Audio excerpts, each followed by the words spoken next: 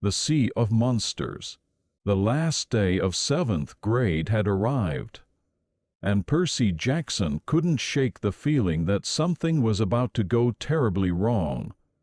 As he sat in the gym bleachers at Meriwether College Prep, watching his classmates play dodgeball, he couldn't help but notice how unnaturally large and intimidating the opposing team looked. "They're just new kids," his friend Tyson reassured him, his single eye blinking nervously. Yes, Tyson had only one eye, a fact that seemed to go unnoticed by everyone else at school, thanks to the mist that veiled the mythological world from mortal eyes. Suddenly, the game turned violent. The new kids started hurling balls with inhuman strength, their cannonball-like projectiles exploding against the walls as the gym erupted into chaos. Percy's worst fears were confirmed. These weren't ordinary bullies, they were monsters. Laestrygonian giants, to be exact. "Percy Jackson," one of them roared. "Your time is up." Instinctively, Percy reached for Riptide, his magical sword disguised as a pen, only to remember he'd left it in his locker. Cursing his carelessness, he dodged a flaming bronze ball that would have taken his head off. Just when things looked bleakest, help arrived in the most unexpected form.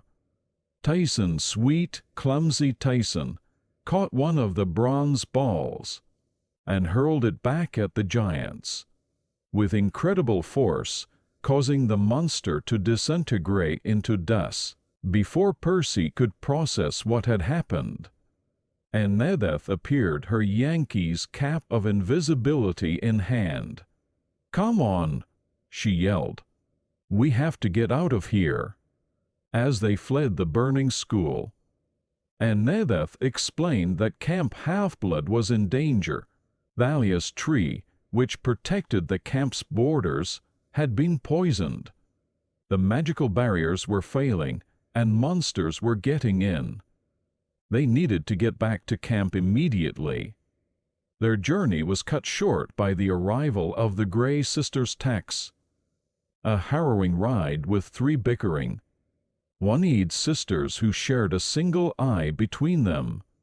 As they careened through the streets of New York at breakneck speeds, Percy managed to overhear something about coordinates 30, 31, 75, 12. When they finally arrived at Camp Half-Blood, Percy's heart sank.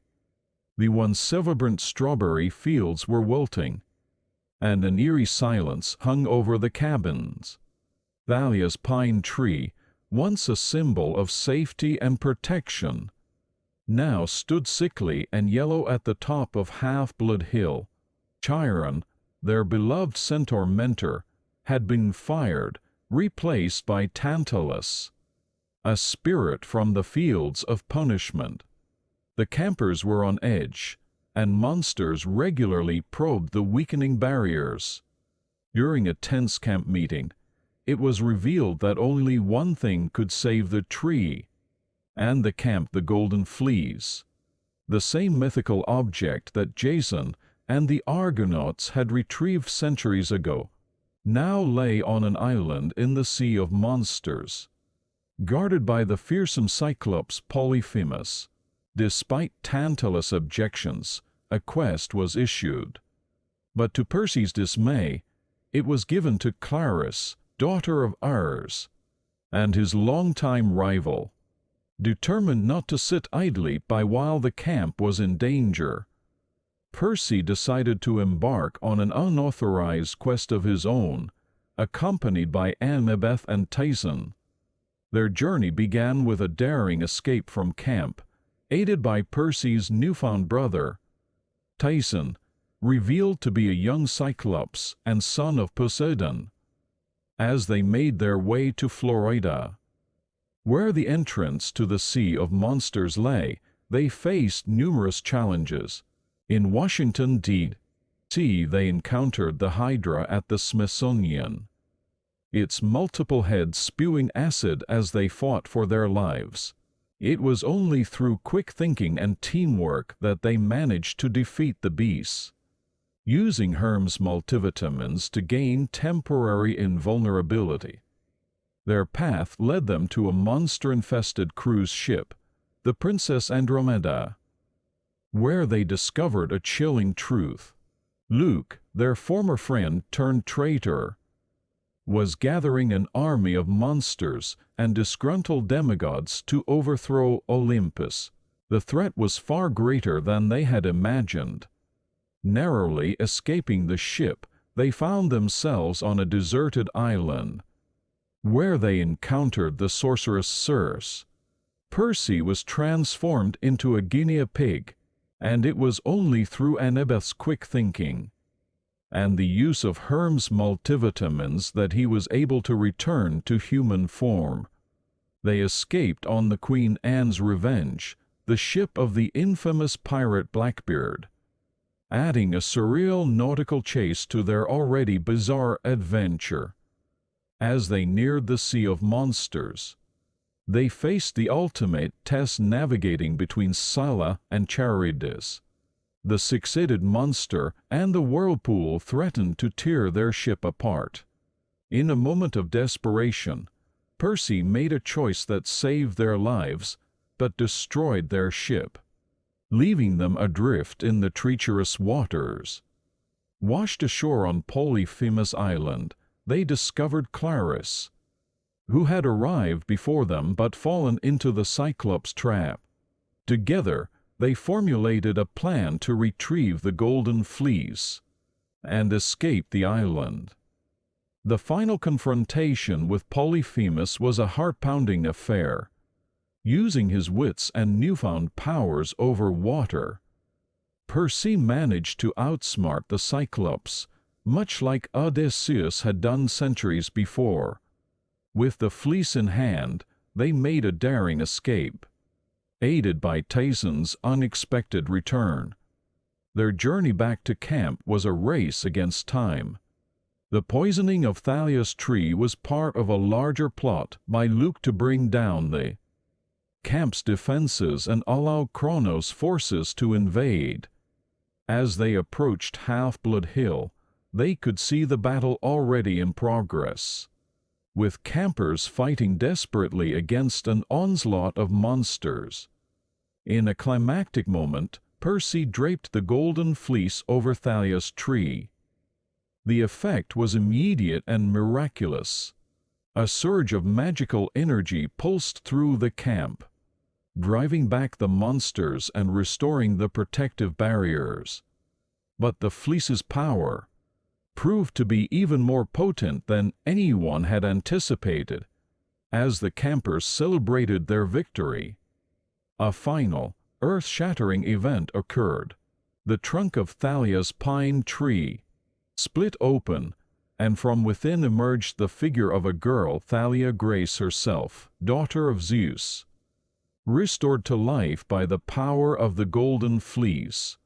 As the implications of this resurrection sank in, Percy realized that the great prophecy, the prediction that a child of the big three, Zeus, Poseidon, or Hades, would make a choice that would either save or destroy Olympus, now had a new potential subject. The future had suddenly become even more uncertain. The summer ended with a mixture of triumph and trepidation.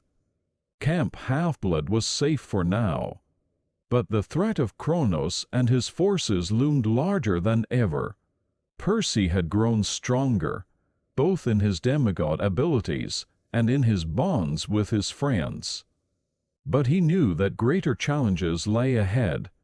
As he prepared to return to the mortal world, Percy couldn't help but feel that this adventure, as harrowing as it had been, was just the beginning. The Sea of Monsters had tested him in ways he never imagined, but it had also shown him the true strength of friendship and the power of determination in the face of seemingly insurmountable odds. With a last look at the restored Thalia's tree and the peaceful camp beyond, Percy stepped into his mom's car, ready to face whatever the fates had in store for him next. The world of gods and monsters had grown larger and more complex. But so had Percy Jackson. He was no longer just a boy. Struggling to understand his place in two worlds, he was a hero, ready to fight for his friends, his family, and the future of Olympus itself. As they drove away from Half-Blood Hill, Percy's mind raced with questions about the prophecy, about Luke's plans, and about the stirring of ancient forces that threatened to upend the world as he knew it.